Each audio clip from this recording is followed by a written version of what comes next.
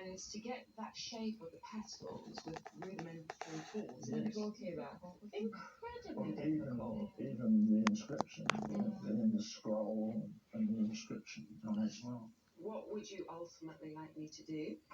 Well, we talked about that, didn't we? And we think between us we can take it back to the museum at Fallingboston, where I think Dad would like it to be.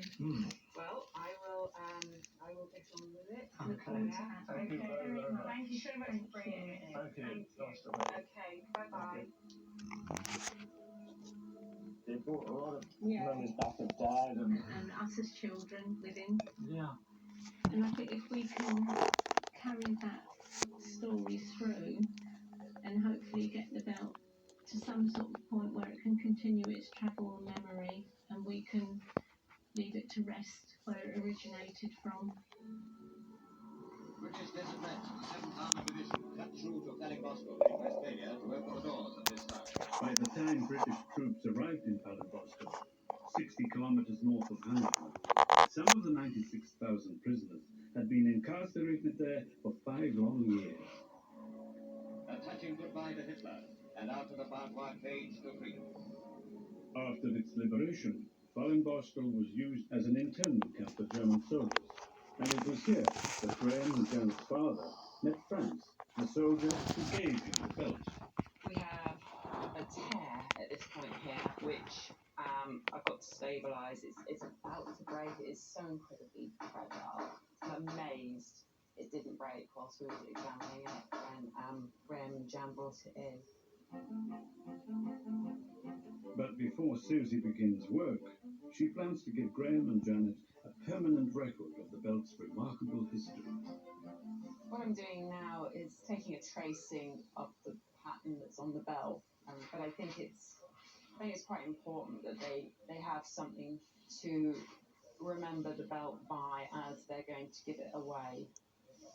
Definitely the carvings, I feel that they tell such a story, a very powerful story. It really is an incredible skill that he has. Right, there we have it.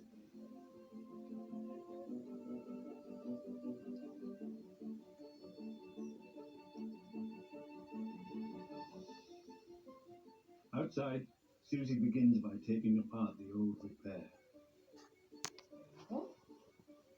She can then turn her attention to the leather itself, which has become brittle and flaky with age. I'm now going to put on a consolidating gel, and this is a cellulose gel that will penetrate through the leather and help rebind all the fibres. When I get to work on an item like this, which has such a strong significance to the family, I actually feel very privileged to be given this responsibility and to do it justice.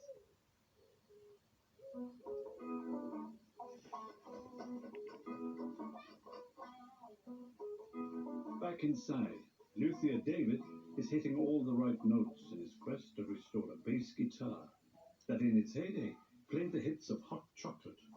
With this guitar, it's got this rather nasty sort of gouge in the neck here. So what I'm actually doing is just starting to thin down the neck using a spoke shave until I start to come down below the surface and get into fresh wood. And I want to keep the shape of the neck.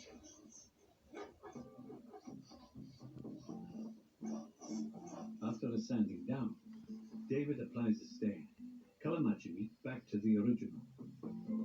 That looks really nice to me. I'm happy with that. He can now turn his attention to the body of the guitar. So the next thing to do is take off the bridge. Gives me an opportunity to give the bridge a clean. This, I suspect, hasn't been touched for decades. And under here, there should be a lead, a wire, that's called the bridge ground. Yes, you can just see it there. So that lead, that wire, makes contact with the bridge when it's sitting on there. and that lead goes through the cavity and will be connected to one of these leads here. Helps reduce hum from the guitar when it's plugged into an amplifier. Helps reduce what's called electromagnetic interference. This body looks like it hasn't been cleaned for, who knows, decades. And what I want to do now And this has been around give the body decades. a really good clean. I'm not trying to make it 8 look decades. new, but just give it a proper clean. And in this. It's goodbye to the unwelcome stickers. So I'm just using a bit of lighter fluid actually. Just to Very soften old the glue. that Just make it guitar. easy to get this off now. Then a thorough going over with a cleaning solution. So I'm pleased with how this is coming up. I can see some of the shine is coming back onto this body.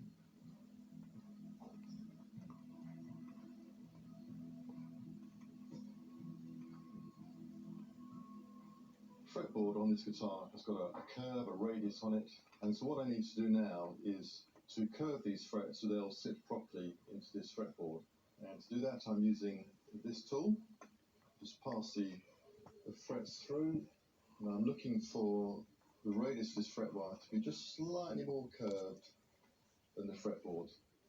The frets determine which note is played when the string is pressed between them.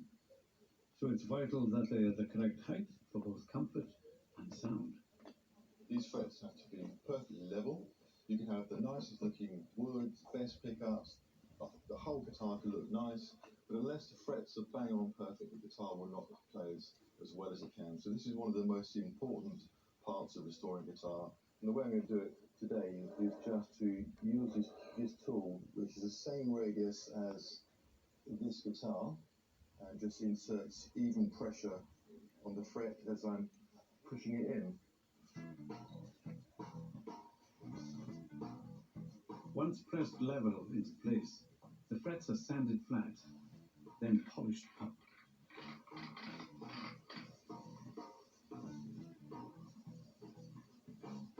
The very last thing to do now is just to oil the fretboard. Just makes the playing surface so much nicer as well. Outside, Dom is starting work on the 1920s mutoscope, commonly known as a what the butler saw.